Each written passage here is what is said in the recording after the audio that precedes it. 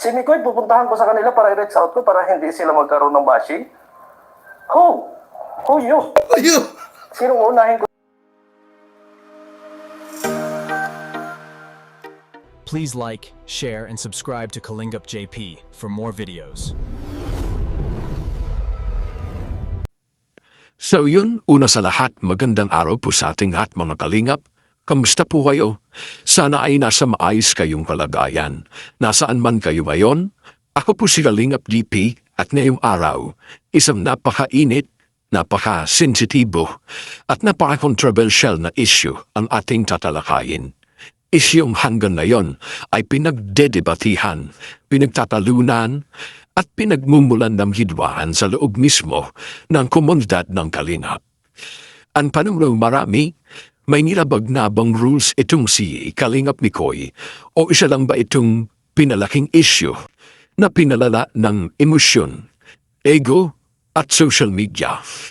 Grabe talaga mga Kalingap dahil kung iisipin mo, ang pinagmulan ng lahat ay parang simple lang.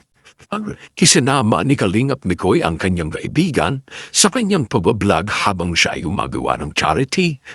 Para sa ilan, normal lang to.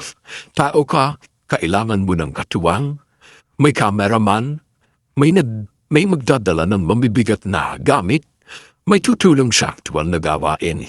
At malinaw naman ang paliwanag ni Kalingap Mikoy. Ayon sa kanya, hindi niya nakikita na violation ito.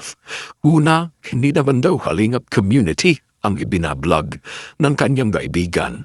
Pamalawa, ang purpose ay tulong, hindi pagpapasikat, hindi pag-angkin, hindi paglabag.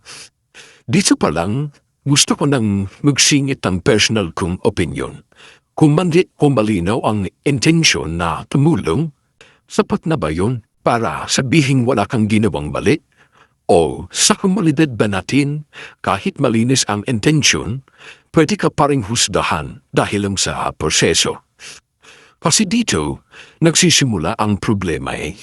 Hindi malinaw sa lahat kung saan ba talaga nagtatapos ang pagtulong at saan nagsisimula ang sinasabing paglabag.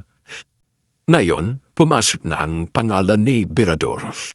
Sa pagkakaalam ng karamihan, siya ay president ng isang GC.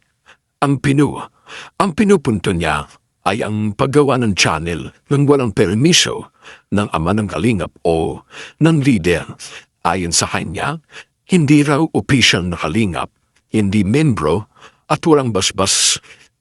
Sa punto pa lang na yan, may bigat na agad ang usapan kasi usapang authority na, usapang permission, usapang sino ang may karapatan at sino ang wala. Pero ang mas lalong nagpainit ng issue ay ang naging sagutan sa comment section. Maraming solid supportation si Kalingap Mikoy ang nagkomento na sana kung may nagawang mali, sinabihan na lang siya ng maayos, tahimik, pribado. Hindi yung aabot pa sa mata ng publiko.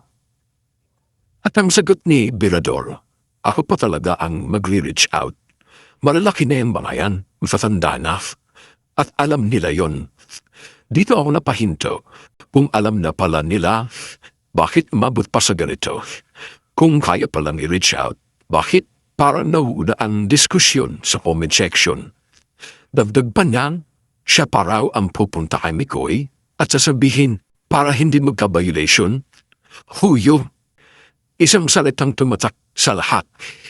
Ang huyo. Aminin natin mga Kalingap, masakit yan. Kahit sino ka pa, kahit gaano ka pa katagal tumutulong, kapag sinabihan ka ng huyo, parang binura ang lahat ng nagawa mo. Parang sinabing wala kang lugar, wala kang boses, wala kang karapatan. At dito na tuluyang nagbanggaan ang dalawang kampo, ang solid supporters ng Mikris at ang Team Birador. Lumalabas ang mga aparatan, may nagsasabi na dati na mayabang raw itong si Kalingap Mikoy. May nagsasabi naman na simula pa lang ay ayaw na raw ni Birador kay Mikoy. At dito ho, magiging diretsahan. Kapag umabot na tayo sa personalan, palo tayong lahat. Kapag karakter na ang pinupunteriya, hindi na issue. Nawawala na ang tunay na layunin. Ang mas masakit dito, imbis na charity ang pinag-uusapan, imbis na tulong sa kapwa, nauwi tayo sa kampihan, sa siraan at sa pagbilang kung sino ang mas may impluensya. Ay tanong ko sa inyo ngayon mga kalingap, bilang isang kalingap, ganito ba dapat? Ito ba ang komunidad na gusto nating ipakita sa publiko? Hindi ko sinasabing perfecto si Kalingap Mikoy, hindi ko rin sinasabing mali agad si Biradora. Ang sinasabi ko lang, pareho bang pwedeng nagkulang sa paraan? Kung ikaw ang nasa posisyon ni Kalingap Mikoy, ano ang mararamdaman mo kapag tinulungan mo na nga, ikaw pa ang napagbintangan?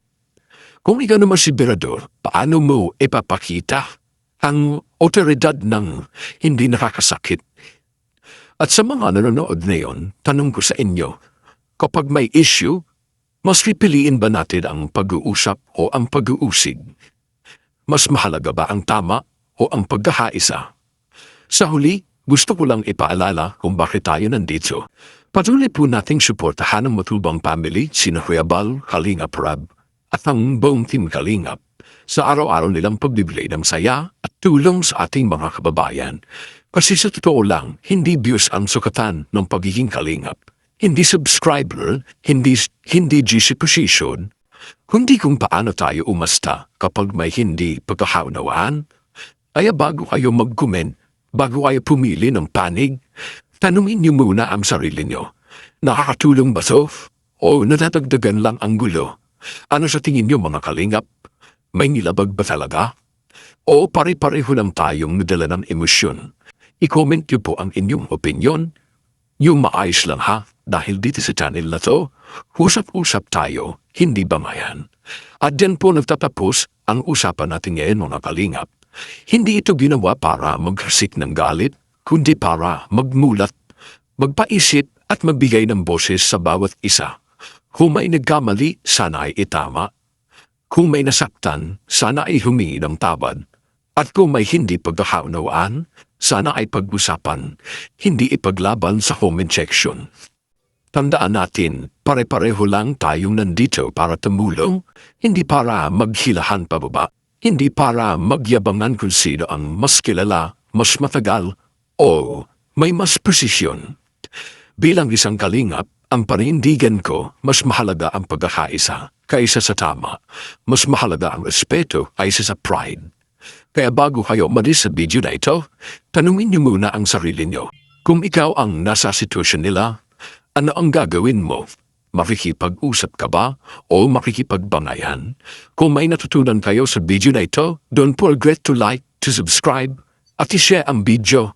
Kung may opinion kayo, mag-comment kayo ng maayos, at kung maniniwala kayo sa advokasya ng Kalinga, i-share ito para mas maraming mata ang magising. Muli patuloy po natin suportahan ang matubang family sina Kuya Bal Kalingap Prab at ang buong team Kalingap. Ako po si Kalingap GP, hanggang sa susunod na usapan mga Kalingap, mag-ingat tayong lahat at piliin natin palagi ang kabutihan.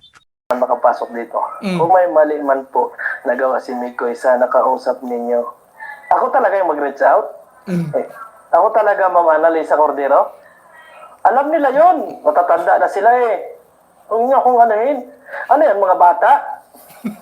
Alam nila yun. Nandito sila sa Kalingap. Hindi nila alam yun. Oh, ako talaga yung gusto niyo pumunta doon para kausapin, para hindi masaling yung inyong mga iniidolo. Huwag niyo akong anuhin dyan, ha? Mariel, ikaw ang magpaliwanag sa mga... Ginagalit niyo, Birador eh. Hindi sila dapat magpunta dito, mag-reach out kay na Kuya Bal. At ako ang dapat pumunta. Kailangan... O, edi magpuktukat tayo dito kung gusto ninyo. Kasi yan ang gusto ninyo eh. Dahil yan eh. O. Ay, hindi. Porket manugang ni Kuya Bal, hindi ko pwedeng pangalanan. At nandyan, i-reach out ko. Si Mikoy, pupuntahan ko sa kanila para i-reach out ko para hindi sila magkaroon ng bashing. Who? Who you? Ayo! Sinong unahin ko? Si Kuya Bal o sila? Kuya Bal? Huwag niyo ako uturuan kasi alam ko. Andali lang, nabasa mo na ako ng comment.